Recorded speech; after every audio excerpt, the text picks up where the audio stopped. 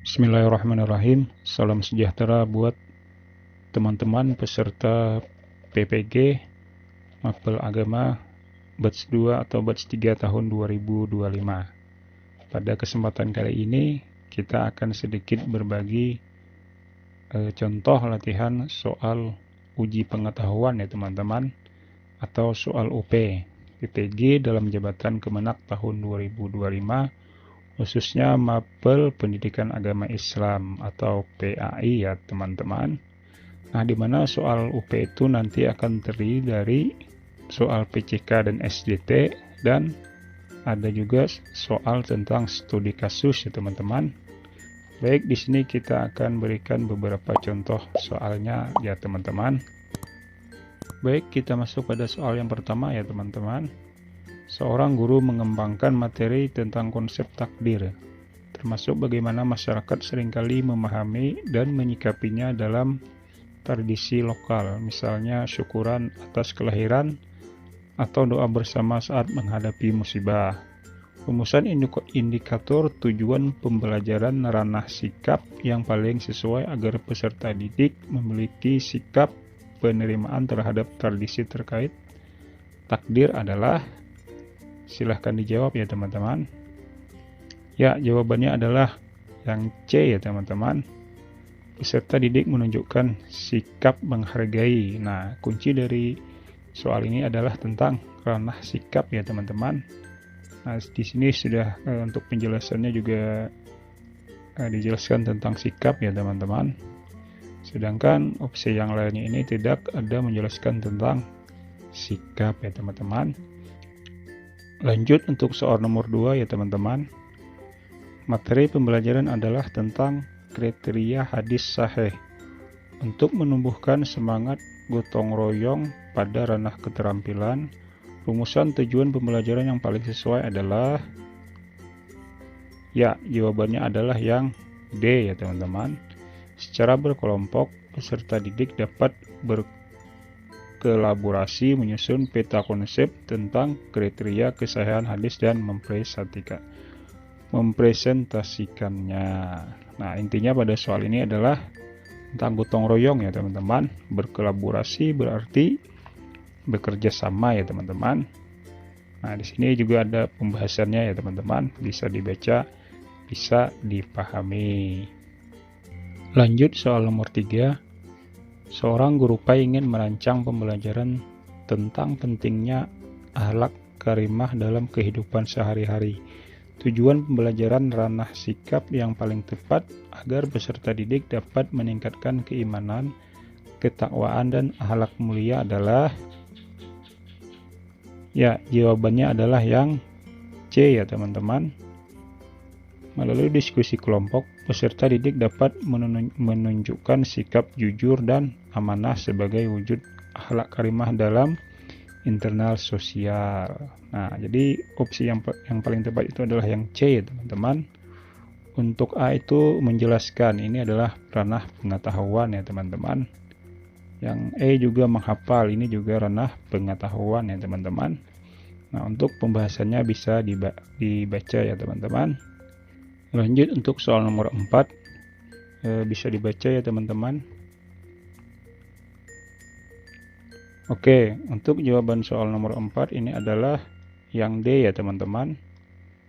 Dimana pada soal ini tentang moderasi beragama ya teman-teman.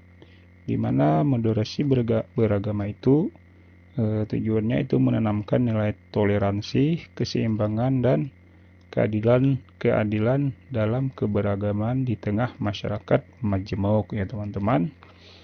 Nah, untuk pembahasannya bisa dibaca ya teman-teman.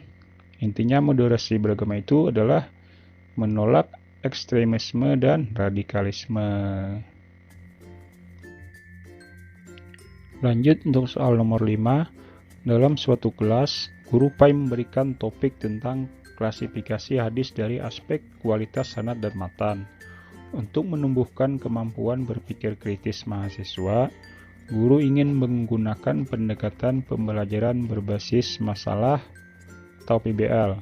Guru menyajikan kasus di masyarakat tentang penyebaran hadis yang diragukan kesahihannya di media sosial. Rancangan pembelajaran yang paling sesuai untuk situasi ini adalah, ya, jawabannya adalah yang B ya teman-teman. Menyajikan kasus penyebaran hadis lemah lalu membimbing siswa menganalisisnya menggunakan ilmu klasifikasi hadis. Nah, jadi kata kuncinya adalah ada kata kasus ya teman-teman, di mana PBL itu adalah pembelajaran tentang berbasis masalah atau kasus ya teman-teman. Lanjut untuk soal nomor 6, bisa dibaca ya teman-teman.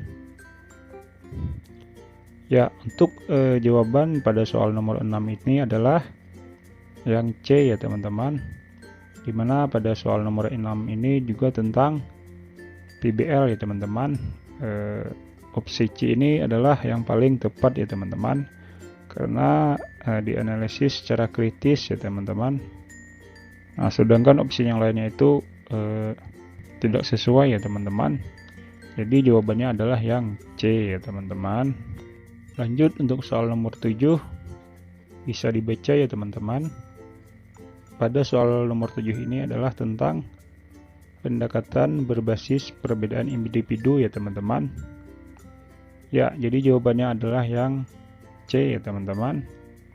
Karena pada keberagaman peserta didik itu yang paling tepat adalah membagi siswa ke dalam beberapa kelompok ya teman-teman, sehingga memudahkan memetakan minat peserta didik dan memudahkan kita untuk membagi tugas ya teman-teman.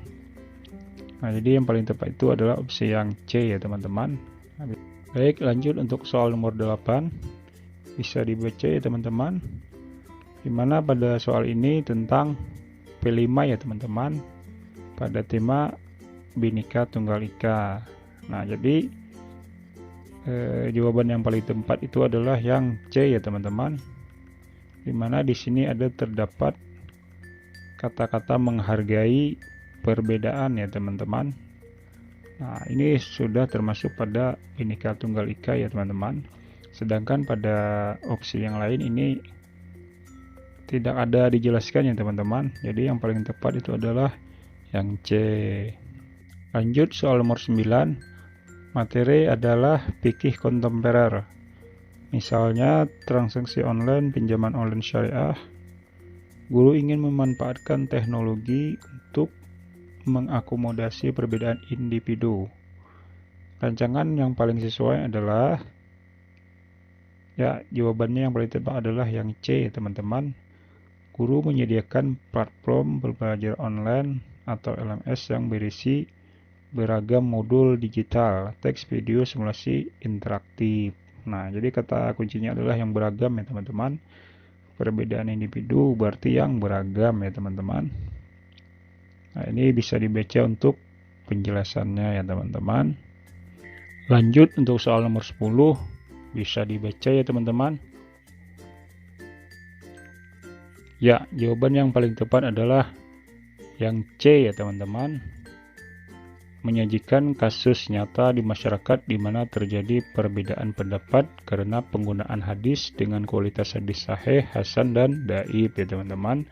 Inti dari pertanyaan di sini kan tentang perancangan pembelajaran PBL ya teman-teman.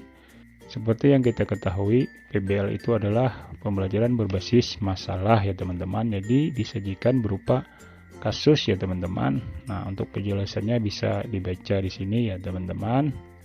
Lanjut untuk soal nomor 11, bisa dibaca ya teman-teman. Oke, jawaban yang paling tepat adalah yang B ya teman-teman. Guru menyediakan berbagai sumber belajar ya teman-teman. Nah, intinya kan dari pertanyaan ini adalah tentang perbedaan individu ya teman-teman. Jadi yang paling tepat itu adalah kita menyediakan berbagai sumber belajar ya teman-teman. Sedangkan pada opsi yang lain di sini dilihat saja sudah kurang tepat ya teman-teman. Baik, lanjut untuk soal nomor 12 ya teman-teman. Bisa dibaca terlebih dahulu. Inti dari pertanyaan di sini adalah tentang praktik baik atau best praktik ya teman-teman dalam pelaksanaan untuk memperbaiki situasi. Nah, jadi jawaban yang paling tepat adalah yang A ya teman-teman, menghentikan sementara penjelasan lalu melakukan ice breaking singkat, dilanjutkan dengan aktivitas interaktif. Nah, ini adalah jawaban yang paling tepat ya teman-teman. Jadi kita itu kalau pembelajarannya terasa membosankan, jadi kita sebaiknya untuk mengubah strategi ya teman-teman. Nah, jadi pilihan yang A adalah yang paling tepat. Baik Bapak Ibu, demikianlah sedikit tentang latihan soal uji pengetahuan atau soal OP ya teman-teman. Semoga bermanfaat. Intinya pada pengalaman peserta PPG sebelumnya, soal OP untuk PPG 2025 ini soalnya cukup mudah ya teman-teman. Asal kita mau berusaha dan sering berlatih ya teman-teman. Jadi Bapak Ibu tidak usah terlalu khawatir. Yang penting kita sudah berusaha dengan semaksimal mungkin. Insya Allah akan lulus ya teman-teman. Baik Bapak Ibu, mungkin sampai di sini dulu video kita kali ini. Semoga bermanfaat. Mohon maaf jika ada salah-salah kata. Terima kasih sudah menonton. Jangan lupa subscribe. Sampai jumpa di video selanjutnya.